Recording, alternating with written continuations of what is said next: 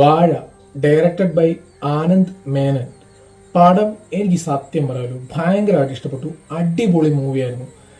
നമ്മളൊരു 90% ബോയ്സിന്റെ റിയൽ ലൈഫിൽ നടക്കുന്ന ഇൻസിഡന്റിലാണ് കൂടെ ബേസ് ചെയ്ത് നമുക്ക് കണക്ട് ചെയ്യാൻ പറ്റുന്ന, നമുക്ക് റിലേറ്റ് ചെയ്യാൻ പറ്റുന്ന ഒരു അടിപൊളി മൂവി. പടത്തിൽ മെയിനായിട്ട് 4-5 ചെറുപ്പക്കാരുടെ കഥയാണ് പറയുന്നത്. നമ്മുടെ രോമാഞ്ചത്തിലെ Siju Sunny, Jomon, Saaf bro. First half കുറച്ച് കോമഡി എൻഗേജിങ് ആയിട്ട് പോകുന്നുണ്ടെങ്കിൽ സെക്കൻഡ് ഹാഫ് കുറച്ച് ഇമോഷണൽ ആ ഒരു രീതിയിലൊക്കെ കൊണ്ടുവന്ന് ഒരു ഫീൽ ഗുഡ് മൂവി ആയിട്ട് കൊണ്ടുവന്ന് എത്തിക്കുന്നുണ്ട്. ക്ലൈമാക്സിന് എടുക്കുമ്പോൾ ഹാഷിറിനെ ഇഷ്ടപ്പെടുന്ന ഒരു വിഭാഗം ആൾക്കാർ പടം കണ്ടിട്ട് കുറച്ച് നെഗറ്റീവ് റിവ്യൂ പറയുന്നുണ്ട്. കാരണം പുള്ളിക്ക് സ്ക്രീൻ സ്പേസ് കുറച്ച് കുറവാണ്.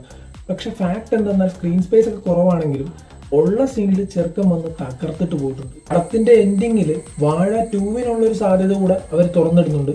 അത് ലീഡ് ചെയ്യുക ഹാഷിറായിരിക്കും. എന്തായാലും ഈ പടത്തിൽ സ്ക്രീൻ സ്പേസ് കുറഞ്ഞെങ്കിൽ ഹാഷിറിനെ മെയിൻ ലീഡ് ചെയ്തുകൊണ്ട് മേ ബി വാഴ. ഈ പടത്തിൽ അഭിനയിച്ച ഒരുവിധം എല്ലാവരും അവരവരുടെ റോള് വളരെ വൃത്തിയായിട്ട് നന്നായിട്ട് തന്നെ കൈകാര്യം ചെയ്തിട്ടുണ്ട്.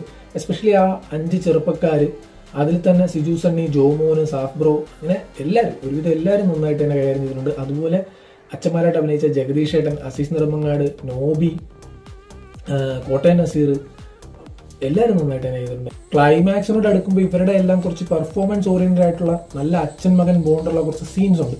അതെല്ലാം നന്നായിട്ട് ചെയ്തു വെച്ചിട്ടുണ്ട്, നന്നായിട്ട് വർക്കായിട്ടുണ്ട്. എനിക്കെന്തോ പേഴ്സണലി ഈ പടം ഭയങ്കരമായിട്ട് ഇഷ്ടമായി. പടം കണ്ടവരാണ് നിങ്ങളെങ്കിൽ അഭിപ്രായം കമൻറ്റ് ചെയ്യാൻ മറക്കല്ലേ.